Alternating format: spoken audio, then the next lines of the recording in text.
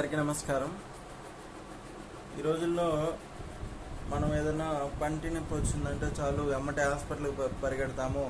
Route canal అది ఇది అని చెప్పేసి 10-15 వేలు పైనే ఖర్చు అవుతుంది.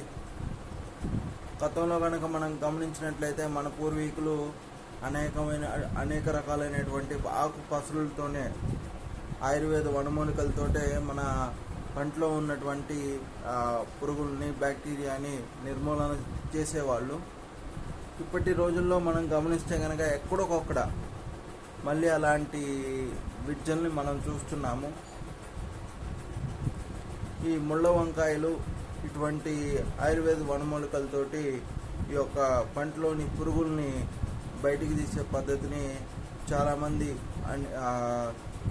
ఎక్కడొకక్కడ ప్రతి గ్రామంలో ఎక్కడొకక్కడ చేస్తూ వాళ్ళకి తెలిసిన వైద్యంతో హాస్పిటల్కి వెళ్ళలేని అంటే ప్రైవేట్ వైద్యం చేయించుకోలేని పేదలకు వాళ్ళు సహృదయంతో ఎంతో వాళ్ళ పూర్వీకుల నుంచి తాతల నుంచి వచ్చినటువంటి జ్ఞానం ద్వారా కొంతమందిని సేవ్ చేస్తున్నారు.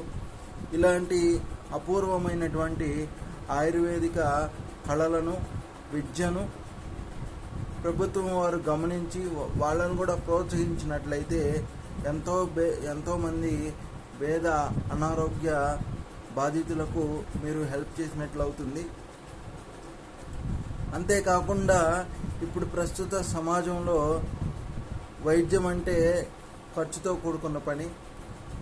అలాగా ప్రైవేట్ వైద్యం చేయించుకోలేని వాళ్ళు కనీసం ఈ ఆయుర్వేదిక విద్యను కనుక మీరు ప్రోత్సహించినట్లయితే ప్రభుత్వం గుర్తించి ఇలాంటి నైపుణ్యం కలిగినటువంటి వైద్యులను చాలామందిని రూపొందించి కనీసం జిల్లాల్లో మండలాల్లో ఈ వైద్యశాలను కనుక మీరు కనుక ఏర్పాటు చేసినట్లయితే ఎంతోమందికి మీరు మేలు చేసినట్లు అవుతుంది. ఏ కాడికి మీరు టాబ్లెట్లు మందులు అని చెప్పేసి ఒకే రకమైనటువంటి వైద్యం కాకుండా హోమియో అలాగే ఆయుర్వేదము ఇలాంటి 3 రకాలైనటువంటి వైద్య విధానాలు ఉన్నాయి. ఈ 3 రకాలైనటువంటి వైద్య విధానాల్లో నిపుణులైనటువంటి వాళ్ళ సూచనల మేరకు ఎక్కడికి నచ్చితే అక్కడ ఏది బాగుంటే అది బాగా వీళ్ళు నచ్చిన మేరకు చేయించుకుంటారండి.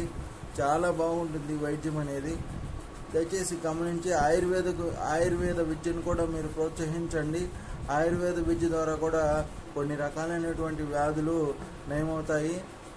ఏ విధంగా అయితే ఒక రోజు ఒకే కూర తింటే బోరు కొడుతుందో అదేవిధంగా ఒకే రకమైనటువంటి వైద్య విధానం కాకుండా అన్ని రకాలైనటువంటి వైద్య విధానాలని మీరు కనుక వెలుగులోకి తీసుకొచ్చినట్లయితే ప్రజలు వాళ్ళ ఆర్థిక స్తోమతను బట్టి వాళ్ళకు నచ్చిన చోట వైద్యం చేయించుకొని వాళ్ళకి వచ్చిన రోగం నుంచి విముక్తి పొందుతారు.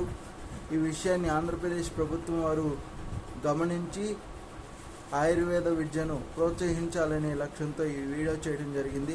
ఈ వీడియోని మన ముఖ్యమంత్రి వర్యులైనటువంటి నారా చంద్రబాబు నాయుడు గారికి అలాగే